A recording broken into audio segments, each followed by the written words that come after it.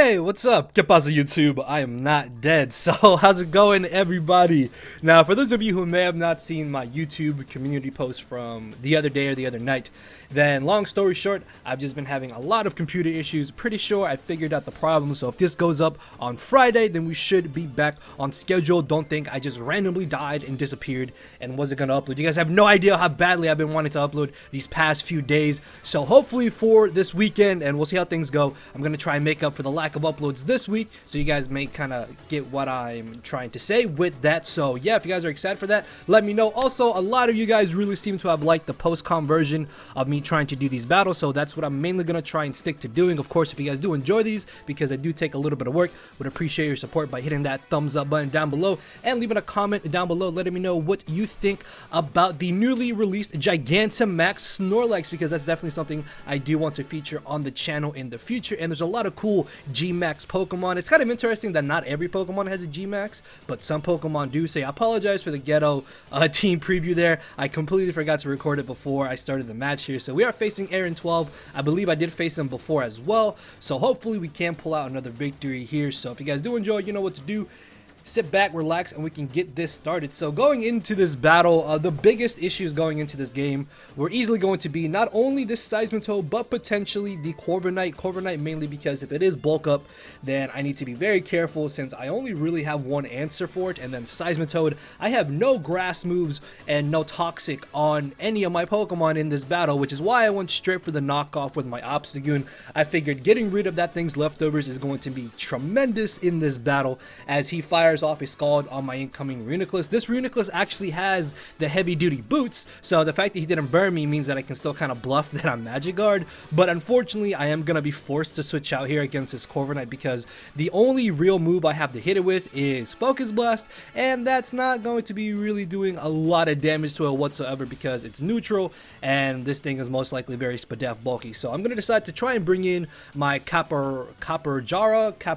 I don't know how you properly pronounce this thing's name, but unfortunately he makes a really good double switch and catches me here. But I figured that because he caught me here, he might be thinking that I won't stay in, wanting to take an Earthquake, because I am very bulky. So regardless of what move he goes for, this should be my chance to hopefully go ahead and get up my Stealth Rocks, as he does actually end up going for the Scald and not the Earthquake or Earth Power, as I will be able to get up my rocks here. And it looks like he's just got a lot of cold water because he's not getting a single burn so far with the Scald, which is perfectly fine with me because no burns makes me a very happy trainer. So I'm going to go ahead and switch out here right back into my Runerigus. I really don't mind if he does want to fire off another Scald to try and burn me, but he actually ends up going for the Earthquake, which is a-okay with me since we are able to tank that hit. We are kind of like a mixed tankish Runerigus. We have some physical defense investment. We have special attack EVs with max HP. This was just a weird EV spread of Runerigus I made for a team that I was testing out on Showdown. Regardless though, I don't feel comfortable in getting up my Trick Room just yet, mainly for the fact that I still don't really have a good way of dealing with that Corviknight in the back. So I'm just going to try and fire off as many offensive moves as I can here. Plus, the sooner that this Seismitoad is gone, the better it will be for me in the long run of this battle. And thankfully, he allows me to knock it out very early on in the game, because now I no longer have to worry about this thing completely hard walling a good majority of my team, or just coming in and being able to not only tank hits but also spread toxics around and potentially burns. So in comes Cinderace. We all know what Cinderace does at this point. It's always like heavy duty boots with court change, U-turn, Pyro Ball, and high jump kick most likely. So I figured that he is going to definitely go for the U-turn here, which is why I switched directly into my Rotom Wash. And this is actually a very cool Rotom Wash. It's not the typical defensive one. It's actually Nasty Plot 3 attacks, if I'm not mistaken. Or is it Nasty Plot Will-O-Wisp?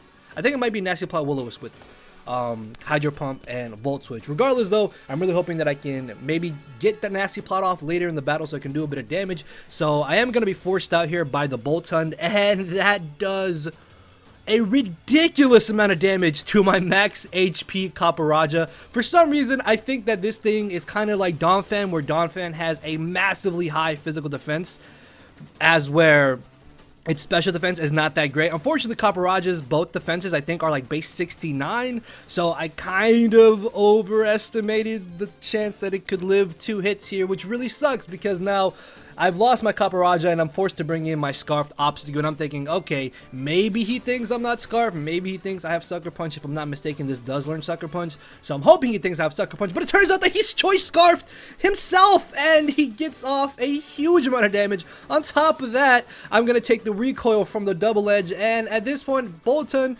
has taken out practically 2 of my Pokemon, and that's really bad. However, though, he brings in Cinderace, and I'm thinking, okay, I can take this down with me, so things won't be as bad for me in this game. So I'm definitely going to go for the Double Edge. This is Stab, Reckless boosted. There's no way that this can't... It lived. It lives on like 5%, and that's really annoying because now it's in Blaze range, but I have nothing on my team that can outspeed it, so I'm forced to bring in my Rotom here as he goes for the Powerball. I should be able to live the hit even if I'm not that, yeah, okay. I actually don't really know if that crit mattered or not. Honestly, in the long run of the battle, I don't think it would have mattered entirely too much, although it would have been nice to have been able to keep my Rotom for sack fodder in case I needed to waste a turn of Dynamax potentially later in the game. So I bring in my Grimmsnarl. Thankfully, I have Sucker Punch on this as he goes for the trick. Unfortunately, I accidentally have Prankster instead of Frisk on this set, so he probably thought I was just going to try and set up on him. Either way, though, down goes to Cinderace.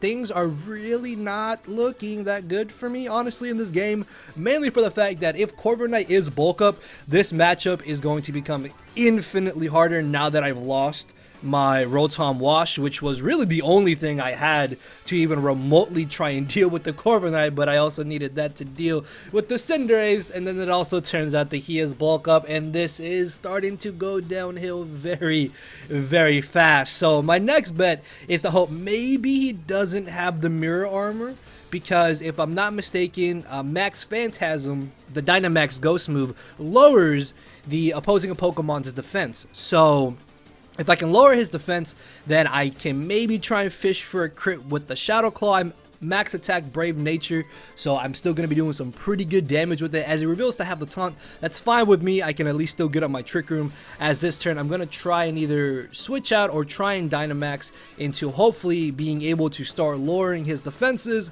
and then that way if I beat the Corviknight, if I can get out of this scenario with Trick Room up, I can still deal with his last 2 Pokemon, which are the Lapras, which at this point, it could have been Gigantamax, but he hasn't Dynamax yet, so he can still go off with that, or he also still does have the Galarian Rapidash. So I'm going to go for the Max Phantasm, do no damage, as unfortunately he is Mirror Armor, and I should have immediately expected that when I saw that he didn't have pressure. So this is looking kind of bad. The only real thing I can honestly do, I think, is hope that maybe I can get a crit with my Max Phantasm, and then that way he won't go for the Roost, and then with Trick Room being up, I can 2 KO him after the crit, or something along those lines. Unfortunately, though, I don't get a crit there, and he's going to start going for more bulk ups. I do still have Runerigus in the back, but I don't have any real super effective way of hitting it, but I figured that if I could bring in Runerigus, maybe by going for Focus Blast, I can, again, either try to fish for a crit or maybe get a Spadef drop. That way my next Focus Blast will do a little bit more damage. At this point, I'm basically trying to figure out any kind of way out from getting destroyed by this Corviknight that I can, and nothing is really going according to plan right now because I was not properly prepared for Corviknight with this team when I threw it together. So unfortunately, he is going to end up going for the Dynamax here, and at that point I kind of just started to throw in the towel. I figured that there is still maybe one slight chance that I can win this game, but it all depends on how things are going to go because I still don't fully know the mechanics of Dynamax. I don't think any of us really know the full mechanics yet of Dynamax.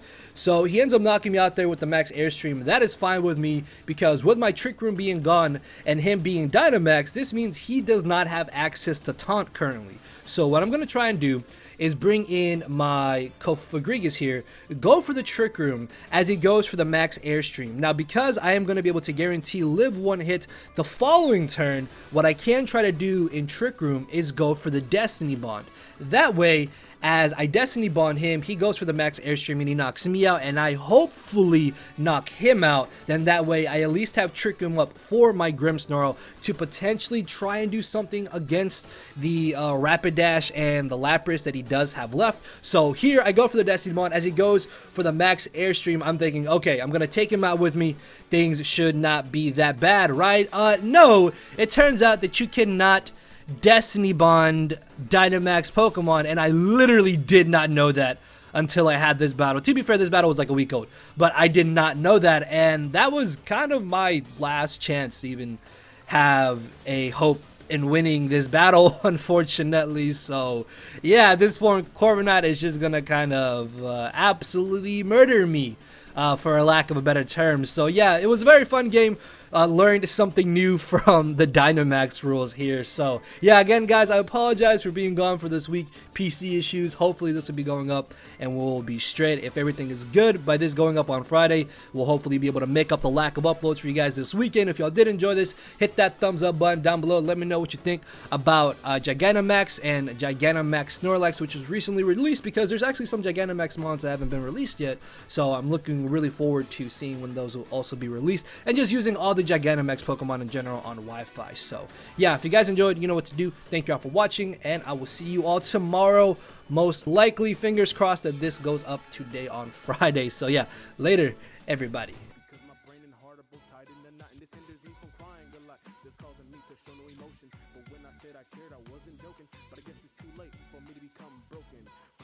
I'm living with no more pain, tears, or hoping. I'm just coasting. Yeah, I said I'm coasting. No more pain.